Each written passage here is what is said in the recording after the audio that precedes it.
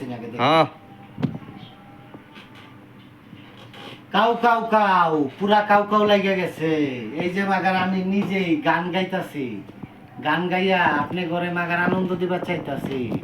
আমার নিজের কণ্ঠে গান, এই যে স্টুডিও, এই স্টুডিওতে মাগার আমি নতুন গান বানাইতাছি। কাউ কাউ কাউ পুরা ডিজে চলবো। আর সবাই আইডিতে মাগার ভিডিও ভাইরাল, আমার ইউটিউব আইডিতে মাগার আমার ভিডিও ভাইরাল হইতাছে নাকি।